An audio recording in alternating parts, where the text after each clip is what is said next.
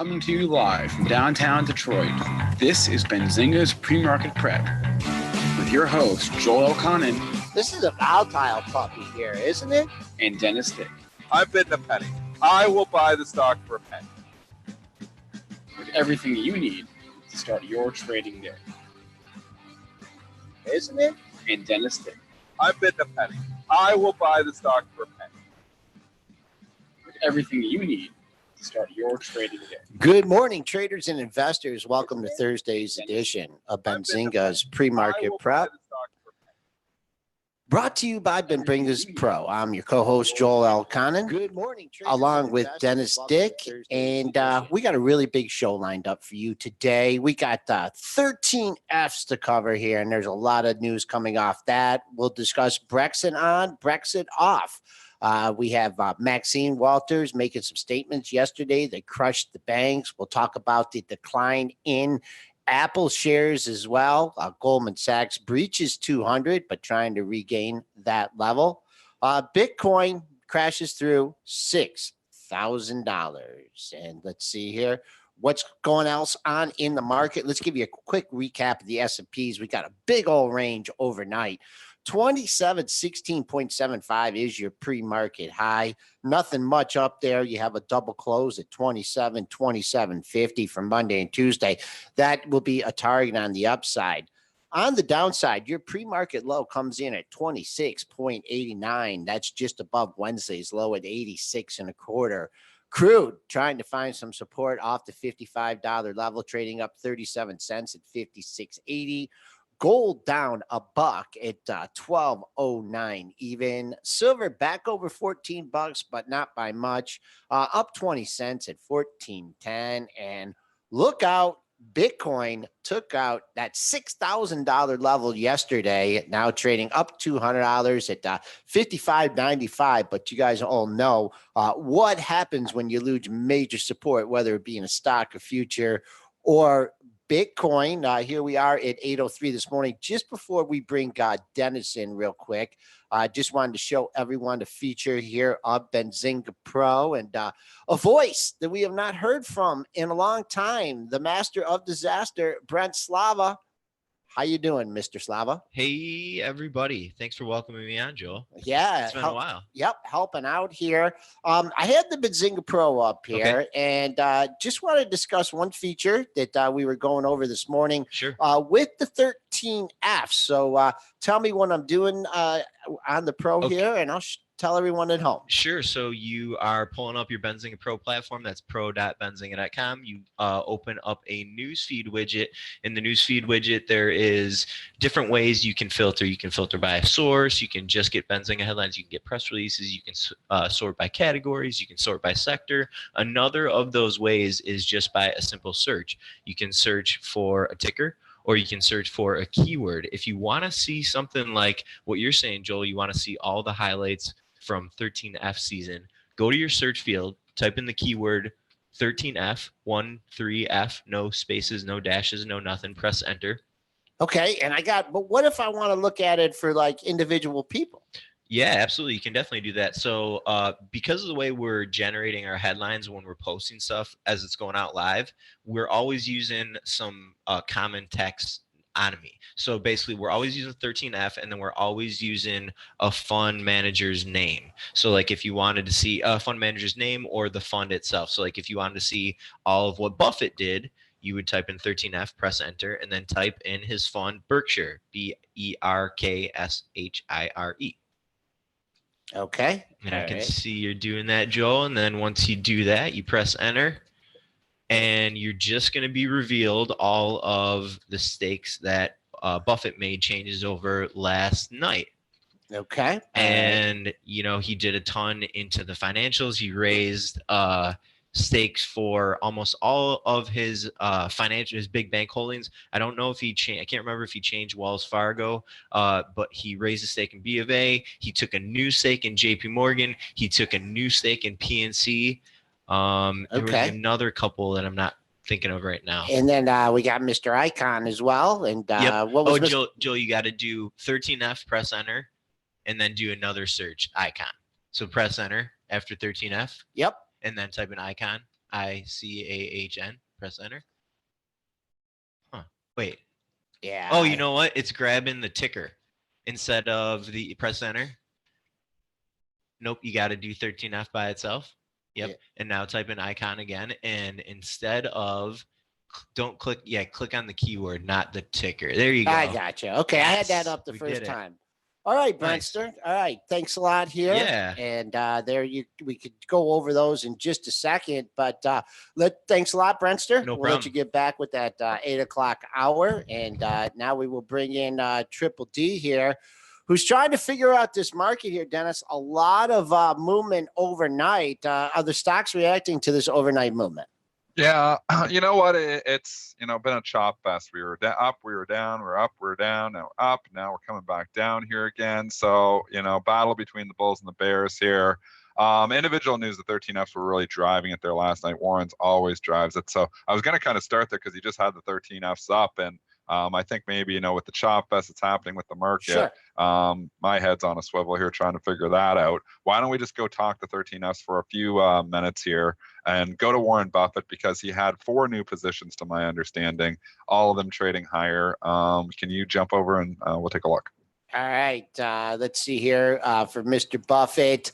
What do we got for the new stakes? The big ones were Oracle and JP Morgan. Okay. Right. And Oracle's trading up. Wow, Oracle's up 3.71% because Buffett got in it. I own Oracle in my long-term investment portfolio. I tell you, man, if it wasn't a long-term investment, if it was a trade, I'd be like ringing the register left, right, and center on that. It almost makes me want to sell it, but I've had Oracle in there for the better part of a decade, so I'm probably sticking with it. But man, that's a ridiculous move here off Warren Buffett, in my opinion. And let's just talk about historically what we've seen off these 13Fs, Dennis. I mean, let's not just say Oracle or Apple here or Teva, but I mean, it's hard to dispute that with these 13Fs, I mean, they have just been, they've been temporary moves. I mean, remember, they don't seem to hold. Yeah, remember with Teva? Even the Warren ones, even when Warren has been coming in and buying stocks, it seems like it doesn't hold up. So that's why, especially in this tape, you're getting a gift on a stock like Oracle up 3.8% here. Sold to you. Maybe it holds up for a day or two, but unless this market's really going to go into turnaround mode here, I mean, Oracle is a lower beta than the market, so the 3.81% move is like a bigger move for most other stocks. This is a stock that typically doesn't move. A stock that got killed yesterday, everybody's getting their money back plus some. I mean, you're talking about a stock that's going to make a new high for the last 3-4 weeks here in a disaster market, all because of Warren Buffett. I mean, it just adds up to like, cha-ching, ring the register. All right, 50, we're trying to get the highs of the pre-market session, 50.75 here. This stock had a really bad day. This was back in, it wasn't a super bad day. Over 2 days, it went from 51.80 to 49.75.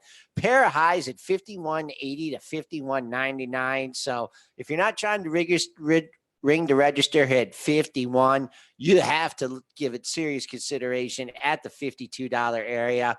Actually, I can read off 1, 2, 3, 4, 5, 6 highs in a row. This was back at the end of September between 51.80 and 52.11. So if you don't get through here, I look for a little bit of a fade. And the all-time high in this is 53.48. But, man, opening up into some resistance. Oracle getting a pop. Let's see. What is new stake? A new stake in JP Morgan, Dennis. Is this? And that's getting a big pop there, too. Not as much as Oracle, but it is up $1.22 here in the pre-market. So it's getting a nice stake there as well. Not surprising. He likes Jamie Dimon. I mean, it's not surprising that he would pick a stake in JP Morgan. Same story, though. Banks in the gutter yesterday. Now you're getting a big pop here on a Warren stake. Not as much as the Oracle. The Oracle seems way overdone to me, 3.81%, no pun intended. JP Morgan only up 1% here. Banks, and obviously some of the other banks, are very weak here this morning, or at least starting to turn over. So you're getting a lift here just because of Warren. This market's really rolling over right now too, though. Yeah, let's look at yesterday's high here, which we have not even come anywhere near close. 110.71. Your close of 107.33. Pre-market high comes in at Big seller here at 109.5. That's a buck away. See if we can come into that area. Maxine Walters yesterday talking about the banks. She's going to be head of the new finance committee. And she says, maybe we're going to avoid another financial crisis and slap some more regulations on the banks. The banks did not like to hear that. You have bad news with Goldman Sachs here in the Malaysia thing.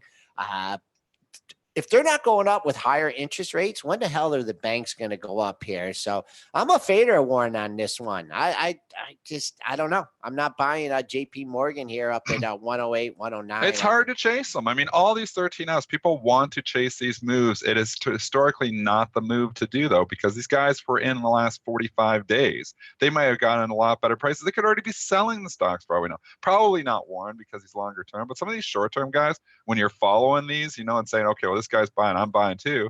Well, you could have bought, back when the market was, and obviously some of these positions the last 45 days hasn't been that great, but we are off the lows on a lot of stocks.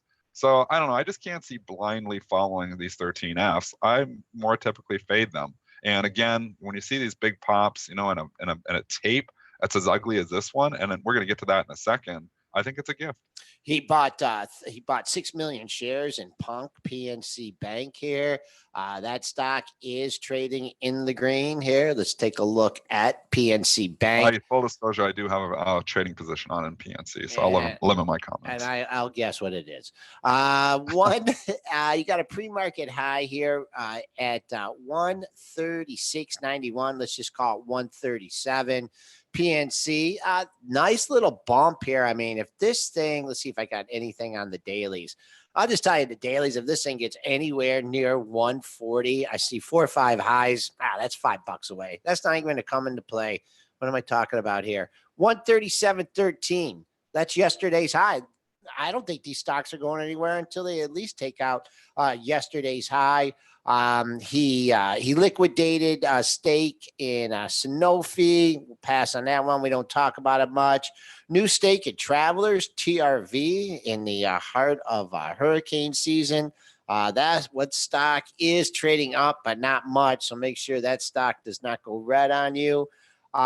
Liquidated some more IBM. That's not a big shocker. He's been trying to get out of that. I think he just threw it out, got rid of it. He liquidated some Walmart. Walmart has earnings, and he cut his stake in Phillips 66. So that's Mr. Buffett.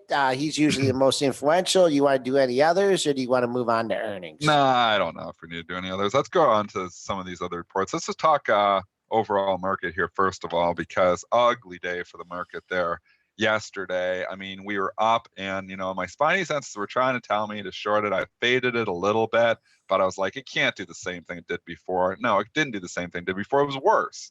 So we were up. We were up 20 handles when we started the day. We hung out there for a few minutes, and sellers just come in. And by 20 minutes after the open, the sellers had fully come in. An hour after the open, we were giving it all back. 2 hours after the open, we were heavy red. We did bounce towards the end of the day here, but man, every rally is met with just a plethora of sellers. And that's what we continue to see here. People want the hell out of this market, and they're using every rally to get out. The only exception right now, which we talked about before, is China. For whatever reason, China now is starting to turn it around. And even this morning here, China is showing strength. It's been your leader here. It was the catalyst for the rally yesterday. It was our catalyst for our little rally here that we had overnight going for a bet. That has now faded and turned red. But I mean, China, you look at Baba's holding up fairly well. Still got that in my long-term portfolio. But I mean, it's in the U.S. markets here, every time we seem to get a rally, seem to get a rip, just met with more sellers. Yeah, Baba, maybe, people are postulating there might be a deal coming up. Baba up over 150. You talked about that showing some life yesterday. 152.75 up $2.31. I know it got into the 150 handle back on earnings day, but that quickly faded.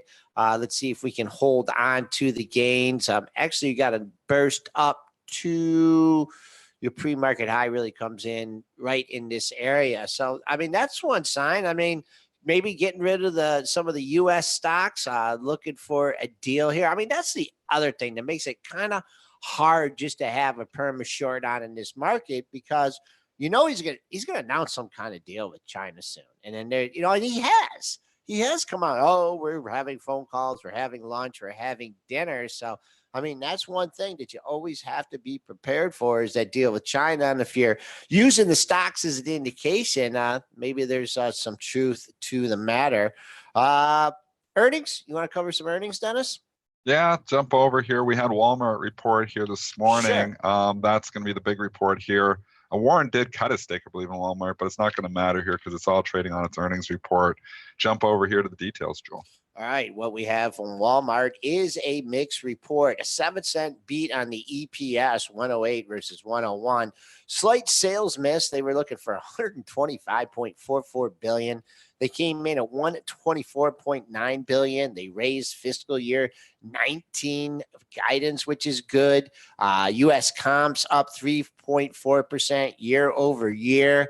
They are trading higher here, Dennis, but it's not like they're blowing things away here in Walmart. Let's look at it from a technical perspective. The stock has run up. I mean, you look at Walmart, it plays more defense. Yeah, the last 3 days was ugly for Walmart, but really, let's look at October. We're $93 up to 106. So it's, I think you're going to run into the overhead supply issue here, where you've got people from the last 3 days who maybe were chasing this thing gets anywhere up to 102, 103. I think there's people willing to ring the register. So I believe path of least resistance is actually down for Walmart here. It's trading up $1 in the pre-market. I'm a fader of that move. At least in theory. Yeah, in theory, 103.50 marks your pre-market high. You're off $1.08 from that level. That 103.50 splits the highs from the last two sessions, 103.15 and 104.15. So use those two levels in between. Use that pre-market high. The longer it takes to get up and through that pre-market high, I look for more of a fade. Yesterday's close at 101.53. Market's still fading here. Let's go look just to last night. We had Cisco report. It's getting a big lift, although fading off of its highs as well. The Cisco kid here, they came in with a 3-cent beat, 75 cents versus 72 cents. Beat on the sales end as well. Estimates at 12.87 billion, came in at 13.1 billion. Q2 adjusted EPS guidance, right in there, 71 versus 73 versus estimates of 72, and sales growth 5 to 7% year over year. Good report, but not a great report. Jumping over to NetApp, it's getting the beats here this morning. It's down $5. NTAP reported last night. All right, NTAP. Let's go to Benzinga Pro here to get the numbers on NTAP. You trade the stock a whole lot, Dennis? Or yeah, sometimes. Yeah, not on earnings. Okay, let's see what they delivered after the close here. A beat, a 7-cent beat, estimates of 99 cents. Came in at $1.06. Sales 1.517 billion versus estimate of 1.51 billion. Bumped up the guidance here for Q3 just a bit here, 112 to 18 versus estimates of 112, and splitting the sales here right near estimates of 160, 155 to 165. Let's take a look at NTAP, and really not a good enough report. Trading on the lows of the pre-market session. The low end came in at 72.05. The only thing I'm looking at here is 71.69. I see a low from October 30th. And then if you get into the mid 70 handle, the recent lows of the moves at 70.26 and 70.61, man, they are taking this out to the woodshed after not so bad of a report. And what they're taking out to the woodshed here this morning is Dillard's DDS. They just reported earnings, and this stock is getting beat. It got beat yesterday on Macy's earnings. It is getting beat harder here this morning. Trading down significantly here. Joel, give us the details on the Dillard's report DDS. Well, that third quarter report of 16 cents may not compare to 56-cent estimates. Really may not compare. Sales came in okay, 1.455 billion versus 1.4 billion estimate, down $7.34, just sitting here at the lows of the pre-market session. Man, not much volume trading here, Dennis. I mean, Is this is what 66.45, just 100 lot traded there? Is this really fair to be beating it this much? Does an offer? What's the big offer situation? Why not? I mean, this is off. This isn't okay. So this is one thing. Look at volume. You can look at volume and say, okay, well, there's not much to this move. It's only traded 600 shares. Yeah, that's true, but it's offered there. It's offered at 66, and nobody's lifting it. It's offered at 66.40, and nobody's lifting it. When nobody is lifting an offer, it's telling you it wants to go low. There's a lot of smart traders out there, a lot of high frequency traders, a lot of people who participate in the price discovery process. When you see a 66 offer and nobody's interested in buying it, that's telling me there is more pain ahead here for Dillard's, and it is a real move. So it's one thing it just trades there and okay, now there's no market and nobody knows. Maybe somebody just got excited. This is for real, and this is going to be down here significantly unless something turns or they say something on the conference call. This is probably losing 10% today. This is probably going to bring down the rest of the retailers again as well. If we look, Nordstrom has now went to the red, obviously. They were trading green this morning. Kohl's is down another buck. You've got Macy's trading down another 24 cents. Full disclosure, I do have a small short position on Macy's. And it got beat yesterday too. I mean, this is not pretty here for the longs and also not pretty here for, well, not pretty really for anybody. What do you do? Like, let's say you had a large short position in this one. I mean, I'm just doing Dillard's? Yeah. I mean, if you party, you go, you cash it out and you go hit the bar.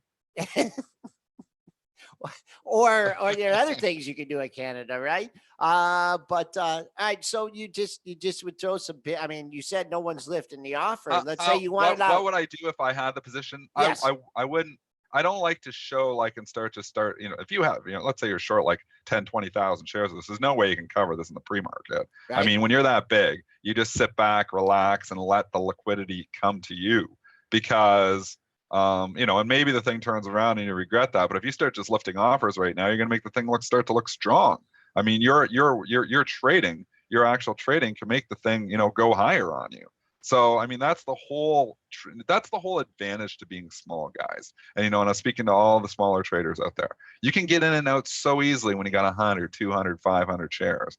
You got 10, 20,000 shares or 50,000 shares or something. You got to work that order and you got to use algorithms and you got to be sneaky about it because if, high frequency traders or anybody else, predatory trader detects that you need to buy stock, they will move it up on you. So you've got to hold that, as tight as you can. And obviously, the pre-market is sometimes very difficult where you just say, okay, I'm going to start scooping. I mean, there's nothing to scoop. So yeah, if you need to buy 200 shares, no problem. You can buy it at 66 right now. You need to buy 10, 20,000 shares. You probably wait until it opens. I probably wait even through the opening print and wait for, a little bit more liquidity to come in where it gets thicker. Then you start to strike. Yeah. And just with your, if you're trying to cover something like that for our institutional traders that are listening, I'm sure they got all their own tricks, but the lower it goes, the bigger the size, to try and cover the position and, just, average down. It's impossible to absolutely pick the bottom in it, but that's just one quick trick for our institutional traders out there. All right, Dennis, some more reports. JC Penny. Should we even give the report or holy mackerel? Trading down 12 cents at $1.10. This is going the way of Sears, in my opinion. I mean, it's just a matter of time. We've talked about it for years. How long it's going to go under $1 here eventually. How long it can survive, who knows? I would have thought it would have been off the board by now when we were talking bearish about it 5 years ago when we first started the show. I mean, there's been some consistent things on the show since we started 5 years ago. One of them is we've been bearish JC Penny the whole time with a little bit of egg on our face. So I think when we started the show, the thing was like $7 or $8. And it had some runs up to $10 or $11. So never a smooth straight to zero thing. But when you look at the stores, when you look at the situation, you think it's going the way of Sears. That's my opinion. I think it's eventually off the board. Yeah, trading down here $1.10 or 12 cents at $1.10, and the only buyers out there will probably be shorts or some of the penny stocks here. Not looking good for JC Penny. S&P's down $1.25, 26.97 1/4. Jumping around our closing price of 26.9850. So can't really use that because we've gone up and down and through it so many different times. Let's take a It's look. been a very, very, the word is chop. It has been the choppiest after hours and pre-market session. Up and down the yo-yo trade, Joel. It's been the yo-yo trade. Yeah, and just lamenting that head fake on the open from yesterday. Tried to play it from the short side, and just that one final blast in the S&Ps when it went up and made that high. I don't know if I made the journal on covering some of my shorts yesterday, but I was pretty darn close and just never had to just.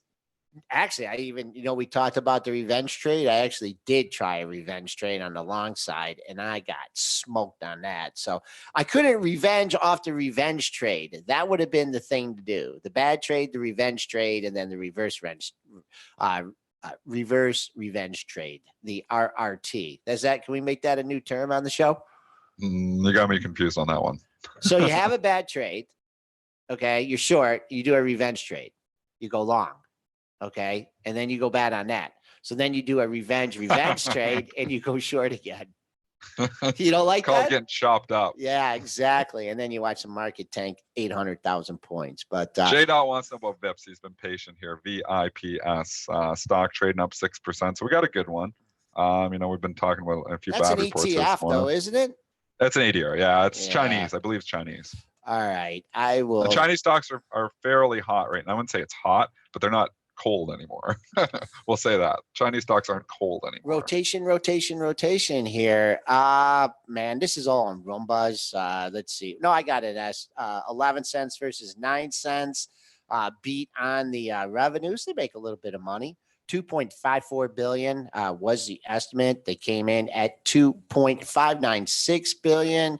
Trading up. Let me see here if I can go to my pre-market chart here. And sorry if I'm ignoring you guys in the chat today. I'm in a fast market here running the show and the numbers and everything. But initial spike off that number came up in the just shy of $6. Pre-market high $5.90, currently trading at $5.60. On your daily charts, if you're trading this stock here, boom, boom, you got multiple highs right around $6. So if you take another shot, that's why the seller stopped it at $5.90 yesterday. I see 3, 4, 5 highs in a row, right around the $6 level here in VIPS. Just a minute before imbalances here. I was just getting myself prepared there while you were giving that. Jumping over here, back to the earnings parade. You got one Chinese stock that I had on my list, WUBA. That is getting a lift here in the pre-market as well. It's given back though. Last night it was trading over $65. Now it's only up at 62 here this morning. So it is leaking its gains as well. 58.com, WUBA. You got that report, Joel? We will go. They're hard when you're trying to find these reports. It's always in one, but what's the details? Let's see here. 58.com. I didn't know that was the name here. 82 versus 61. That was a big beat here. Sales beat as well. 509, or let's call it 510. The estimate sales came in at 527. As you said, this is beginning to leak here. You had a peak right at $66. Now you're way off that one, that high. Boom, boom. If you got a little gap to fill, I'd say if you can 64.30, that would fill the gap in trading from November 8th. But Dennis, it's 8:29 here, and we're going to skip the imbalances today, and we're going to take a quick break. And I'm going to go grab Gene. You go. I know you got a lot of positions on. We'll let you do some trading, and just pop in if you got any questions for Gene Munster. Gene Munster coming on of Loup Ventures. We'll be right back.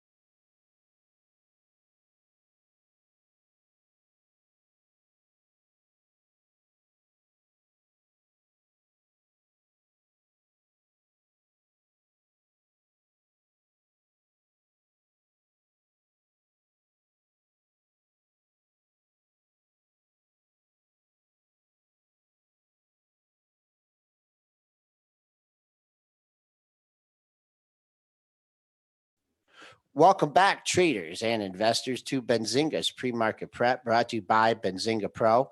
I'm your co-host, Joel Elconin, along with Dennis Dick, who's busily trading in the backgrounds. And we are joined by a very special guest here on Thursday's show, and that's Gene Munster of Loup Ventures. Gene, are you staying warm there in Minnesota, or are you doing some traveling?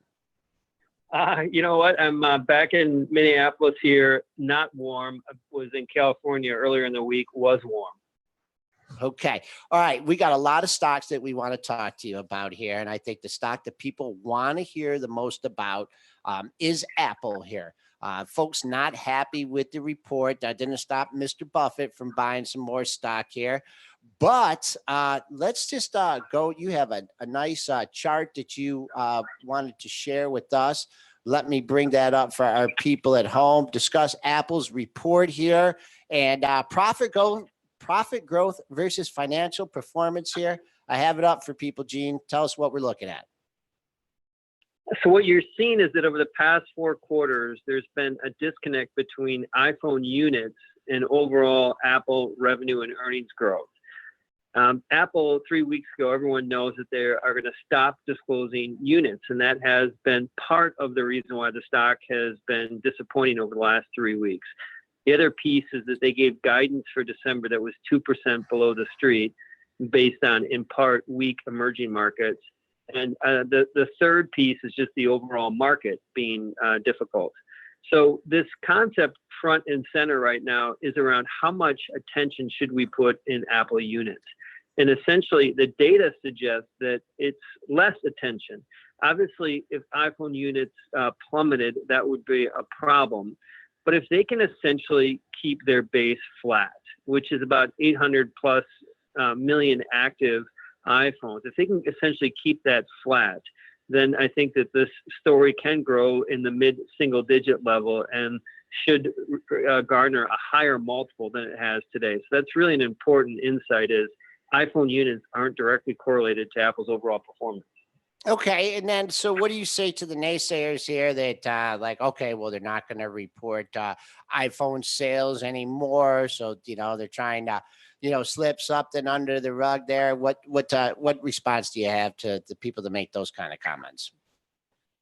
I think it's frustrating that they're not disclosing units. But I think that the units can take our eye off what is most important, which is revenue, earnings, and returning cash to investors.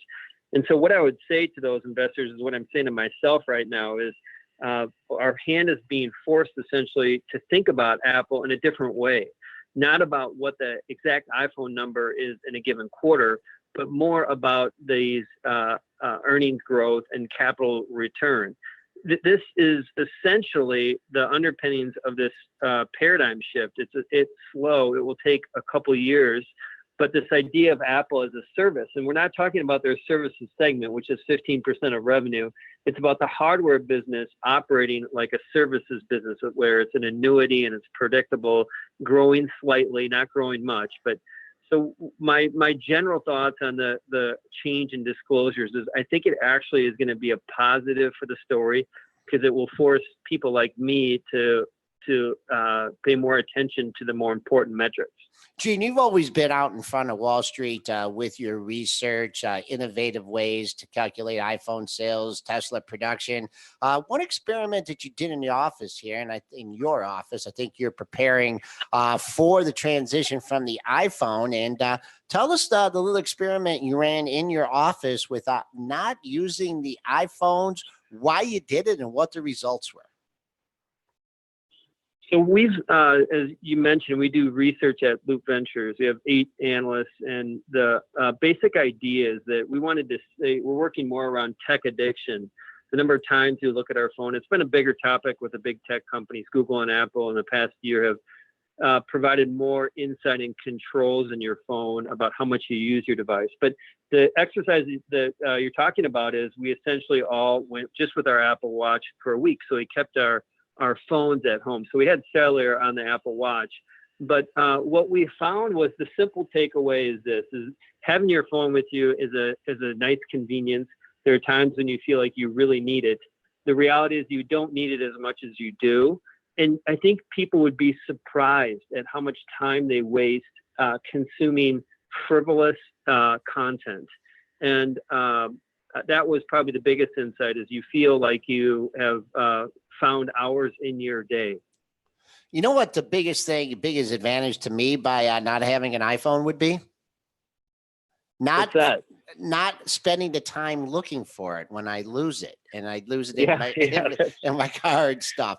Okay. Yeah, now you're definitely there. All right, let's move on to Amazon here, and that stock, the what do you say? The blossoms kind of come off the flower here. Everyone was getting crazy. What were you thinking when this thing was up at near $2,000, and everyone's going, "Oh, 2,200, no, 2,400, no, my estimate's 2,500." I know you have your own independent ways, your own independent targets here, but did you kind of, when all this stuff was going on near 2,000, you're kind of scratching your head here and saying maybe they're getting a little bit ahead of things? And tell us about the perspectives on the sell-off.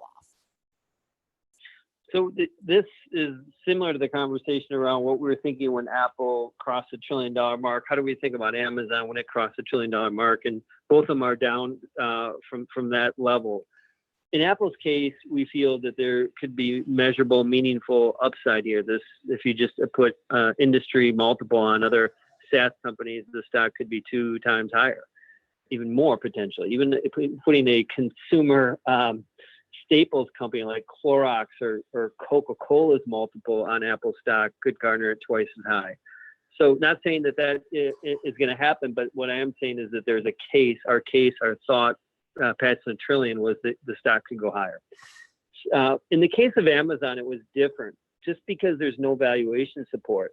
That has been the fear of getting behind the Amazon story since the stock was $100. There is no valuation support. So at some point, it's to weigh in, and our thought was that it just was a great story. We believe in everything that they're doing in terms of disruption. We are going to be wrong on the timing of when they're going to buy Target, but I feel that eventually they will buy Target and really start to disrupt traditional brick and mortar. So all these good things. But to answer your question is, we just felt like the multiple needed a breather, and that it wasn't sustainable at that level. What do you think about the move, splitting a new headquarters between 2 cities, between New York and DC, the Virginia area? I mean, they've always kind of, like, there's been that Amazon culture. They've had that major campus out there in Seattle. There's talk that they really worked over the different cities for the concessions here. I mean, do you view this as a little bit of a change in culture by going to the 2 new, 2 headquarters? Now they'll have 3. Or do you think they're just, trying to spread their wings a little bit? I think they're trying to spread their wings, but in spreading your wings, and you ultimately do get a change culture. It's hard to maintain a culture when you've got as big of a company as these large tech companies. I think they do as good of a job as anyone in doing that. I think I would agree too, is that they really played their cards wisely here by putting it up to a bidding process between cities, which maximized the tax benefits that they got. I'm happy for them. I'm happy for DC and for the New York area. And I think that it's ultimately the East Coast has been underrepresented in tech more broadly. And I think that this is an important step to changing that. Okay, let's move over to Facebook here. Boy, they had a bad report last quarter, gap down, and then just tried to recover off the last report. I know you've put out some information on Facebook. You're talking about perhaps being able to filter content, limit content a little bit. I mean, sometimes when you see stocks or you see charts of something, and it's just the story over here in Facebook. From a technical standpoint, it looks really broken. They had the problems, with the elections and everything. I mean, what can is the story over? If not, what can it do to regain its mojo?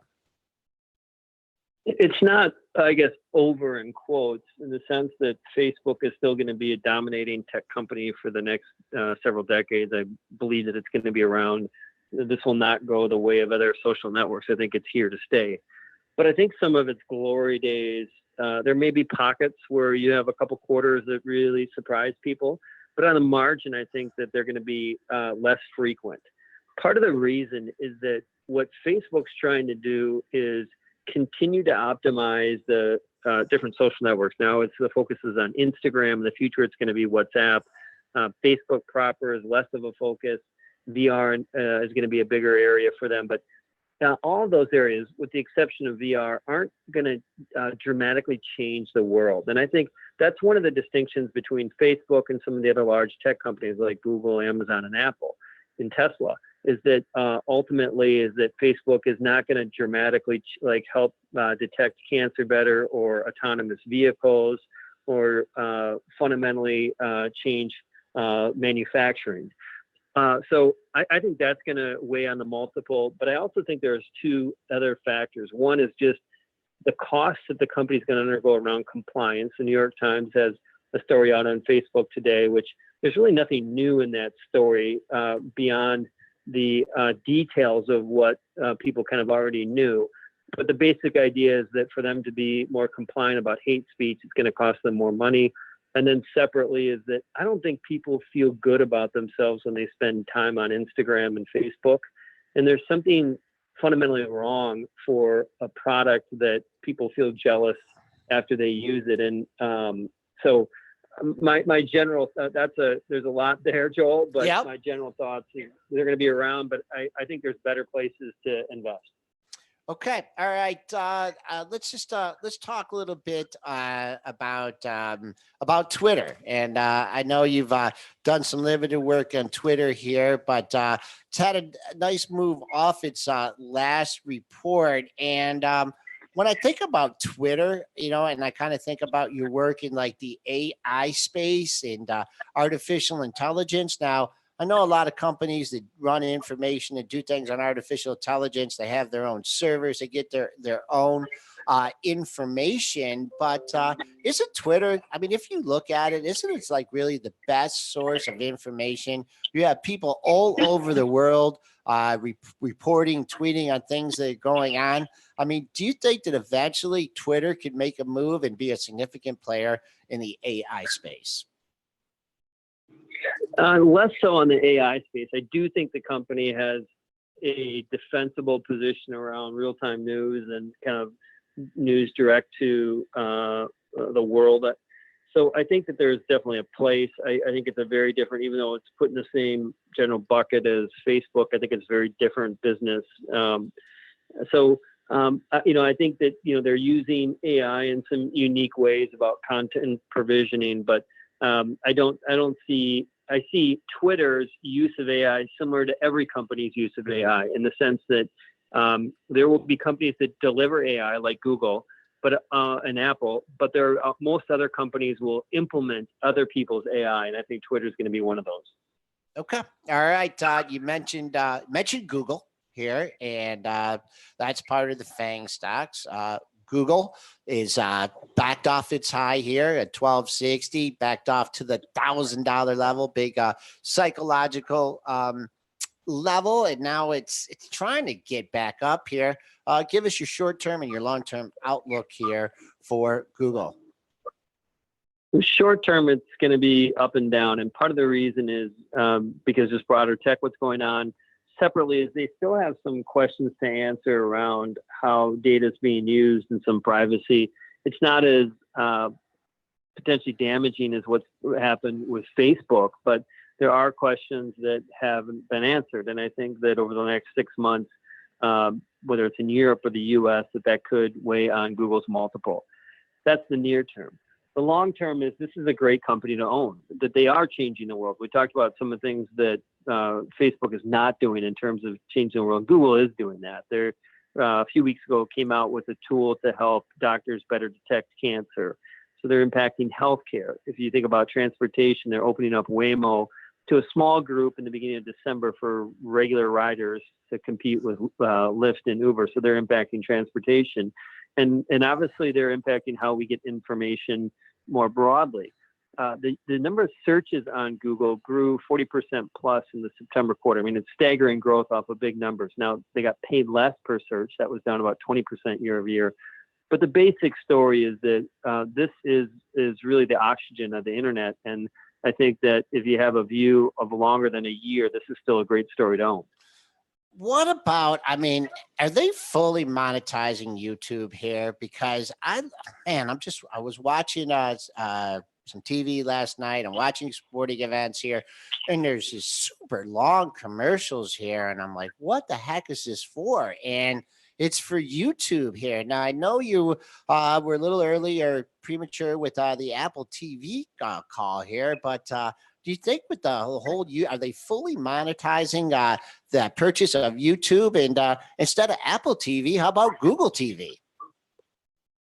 Yeah, there's a the shift in the opportunity in TV has gone more towards content, and Netflix is a good example of that. Amazon Prime, Hulu, and I think that YouTube is one that is as impactful, more usage than probably those three platforms combined, but doesn't get all the attention because they don't monetize it as much, and they don't break out some of the metrics like Netflix does. So I think that the answer is that yes, that there's an opportunity for Google to make more on YouTube. Their ads tend to be more targeted, which people generally are okay with better targeted ads. The idea that people don't like to be advertised about things that they don't care about, but they're actually open to advertisements about things that they care about, and who's better to provide that than Google, than YouTube. So I think that there is an opportunity here because they don't break it out. It's hard to really give the specific numbers. It probably accounts somewhere around 10% of Google's overall advertising revenue, and is probably growing at 30% versus the search business growing in the high teens. So continues to gain share inside of Google. All right, let's move on to the big dog here, Tesla Motors. And I think of any stock that's probably maybe putting a few gray hairs on your head covering, it has to be Tesla here. I know you've written about Mr. Musk and everything. That seems to be, starting to pass by here. Let's just first talk about like your long-term projections here for Tesla, then we'll drill down to some of the shorter term things I have on my mind. Things have cooled down regarding Musk and his tweets, but it doesn't mean that we're out of the woods regarding just, his behavior and the potential risk that he brings to the company is obviously a benefit too.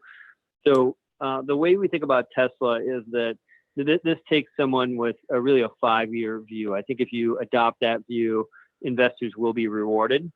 And so the recent move higher and the stock has been in part because of September results and a move closer to profitability, and separately is just Elon being out of the focus on negative news. So I think that what gets lost more recently when we focus on profitability in any given quarter and Elon Musk is the company's mission statement, which is to accelerate the globe's adoption of renewable energy. And it is more than just a car. It's about capturing energy with their panels, storing it with their walls, and using it with the cars. So I think it's the best product roadmap in tech. And I'm feel that there still needs to be work done with the board and with Elon.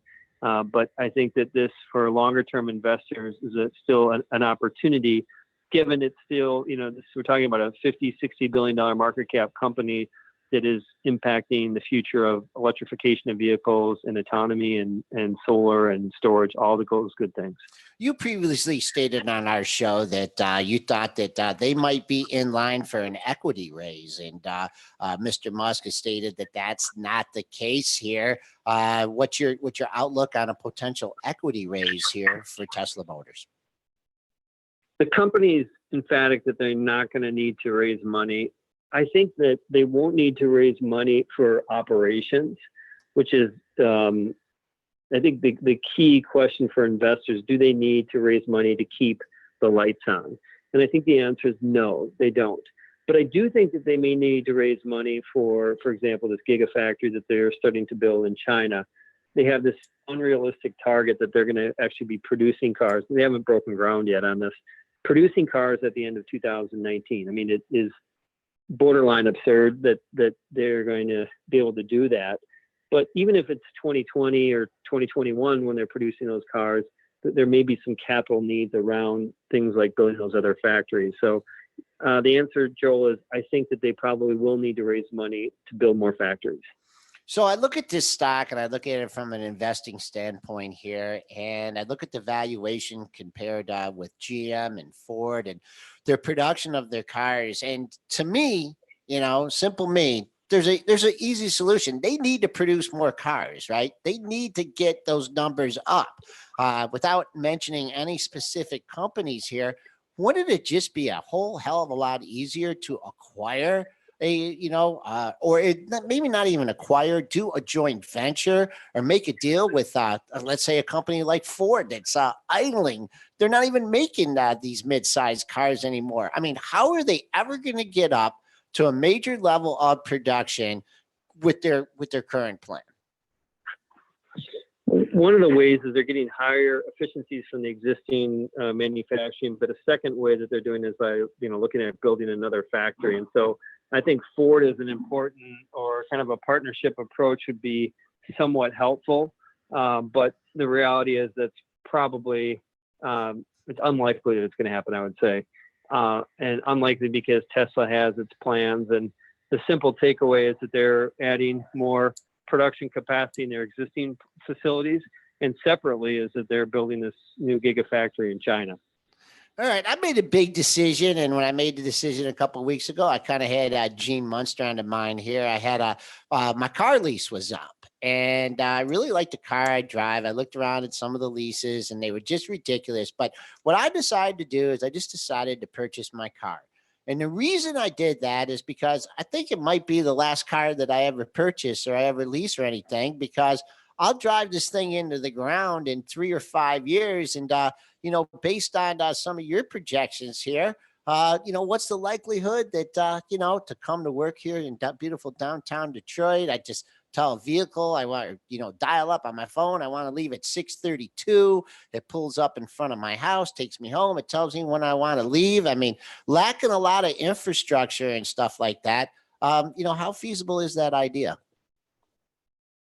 You're in the right zip code in the sense that that's probably I would say 5 to 10 years out, but that is absolutely the future. I guess if you can hold on to your car for between 5 and 10 years, I would say that was the right approach, is just drive it into the ground, because eventually, I mean, just across the board, what we talked about earlier with what Waymo and Google are doing, starting their service. Tesla on their last call talked about the Tesla fleet, like what you described. So I think it's safe to say is that 2-car families will become 1-car families in a decade, and 1-car families will become no-car families. Okay. All right. Let's move on here to esports and e-gaming. And this is something that Dennis and I have talked about quite a bit. And, we were thinking, potential, great investment area. And we have time on our side here because a lot of these stocks have really come in, EA, ATVI. And I know you guys just published some new reports here on like the Super Bowl of e-gaming and things like that. Let's talk about those sectors and potential areas of investment in the e-gaming sector. So this is a better topic for my colleague Steve Anselm, who studies this. But I would just put this perspective as I was recently with a group of, call it 100 people, tended to be between 25, I'd say 30 and 50 years old investors. And I was asking about esports and how many of them watch esports. And of course, I think maybe one person raised their hand, and it really stuck out to me as this massive divide between kind of under 25 years old and the connection with esports, and above 35 years old and the disconnect. And so I think that there is the simple takeaway is that there's the reason why we talk about in our note today about the Super Bowl of esports is this concept that the number of viewers for this esports for these events is many times bigger than or is bigger than what the Super Bowl audiences are. And I think a lot of people don't realize that. This is an undeniable trend about content consumption, and I think that there are some opportunities within that. Okay. All right. And we'll try and get Steve on here at another time. I just wanted to talk to you also. The Loup ETF has been out. Tell us a little bit about the Loup ETF, the components, and how it was constructed, and what your outlook is for it. So we have 50 companies that play into the waves of AI, autonomy, the future of work more broadly, and the future of communications. And that's what the Loup ETF is built around. It's different than other ETFs, like, for example, Robo, which focuses more on automation with robotics. This kind of captures a few of these waves in the future. We've talked about some of them today. The index more recently has not done well as the tech market has pulled back, but I'm optimistic that this is still a good index to own based on these waves. And this gets back to the idea for a one-year investment horizon. I think all the names that we talked about probably are not good investments, but if you take an approach of 2 or more years, I think many of them, with the exception of Facebook, are good investments. And I think our ETF falls within that camp as well. And the basic methodology, just quickly about what it focuses on, is revenue growth. We looked at over the last 5 years is that tech companies are disproportionately rewarded, their stocks are, for higher revenue growth. And so we have rules within the ETF that basically will manage which ones are the active components of the ETF, which are 30 companies, based on revenue and earnings growth. We've been on the line with Gene Munster of Loup Ventures, giving us probably the most informative half hour discussing the tech sector, AI, Tesla Motors. Gene, thanks for taking time out from your busy schedule. This was a special treat for me, for Dennis, and for all of our listeners, and we'll be publishing a recap of it. Gene, have a good holiday season. We'll be talking to you soon. Thanks, Joel. So long for now. Thanks so much, Gene. All right, S&P futures here, as Dennis has been observing in the chat here, cannot hold a rally up, down a buck here, 26.9750. Dennis, what are you seeing under the hood? You know what? It actually shows a little bit of strength under the hood. Some of your tech stocks are holding up okay. China is very strong. So unlike a lot of these, sell-offs here, I actually see a little bit of strength here. So that, Okay. whether that lasts or not, they, maybe 9:30 they open up and they just roll all these stocks over. But you got Apple trading up $1.50. That's probably because Buffett increased his position in Apple, which we kind of knew about, but it didn't matter. They just wanted the vote of confidence, and it was there. You've got a lot of tech stocks. China is really trading up. BABA's up 1.85%. I mean, you got a lot of strength over in China here. So it's actually surprising that the S&Ps are trading lower. The Qs are flat. It's very surprising the S&Ps are trading lower. I do see, the weak sectors are going to be home builders. You got Pulte warning here again. I think it was it's KB Homes. KB Homes. Yep. KB Homes warning again. They're down another 10%, getting a downgrade too by Bank of America. So, I mean, home builders are going to be in shambles here today. Retailers are going to be in some trouble here. You got Dillard's down 17% here now. This is why I don't lift the 66 offer, Joel, when you got 20,000 shares, because now you're looking at a 61. There was 20,000. Dennis, there was 20,000 at 66. Oh, you were saying if you want to buy 20,000 shares, I'm saying don't even think about lifting the 66. You could, start driving the thing higher on yourself. Right. Here it is. You just sit back and relax. You're up another 5 points in it now. Wait till the liquidity comes to you if you're a big institutional trader. But, when you see volume with 300 shares, you say, okay, that doesn't mean anything. But when it's offered down there and not moving, it's telling you it wants to go lower. And that's the thing here. You're down 16% here, 5 points down from where we were saying that Dillard's is probably going to show some more weakness. Okay. And it has. Great. So, I mean, retail weak. You've got, overseas markets are very weak. Not China, but overseas in Europe are very weak here. We got Brexit talks. A lot of stuff we didn't get to today. Royal Bank of Scotland's down 10% here today. So there is things to worry about.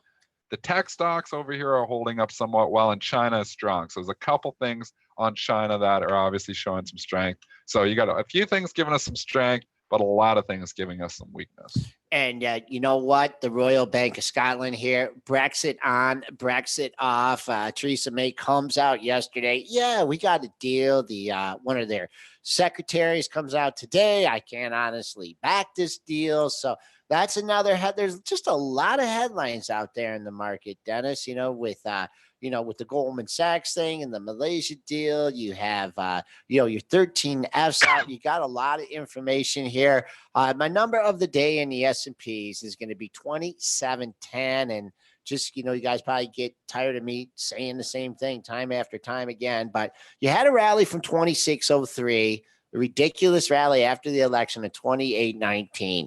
The 50% retracement of that comes back in at 28.10. So you've gone through it a little bit, but if you're giving yourself a little bit of wiggle room and you think that low from October is something that's really going to hold up here, I'd like to see us close over 27.10. Dennis, thanks a lot. I know you've had a couple hundred positions on today, so thanks for helping me out on the first part of the show. Good old Spencer is going to be back in the studio tomorrow. We'll have Paul LaMonica coming on, sharing some of his thoughts from CNN here. So, all right, we're going to wrap things up for today and have a good trading session and just go blue as the Michigan basketball team whooped up on national championship Villanova last night by 27. Have a good day, folks.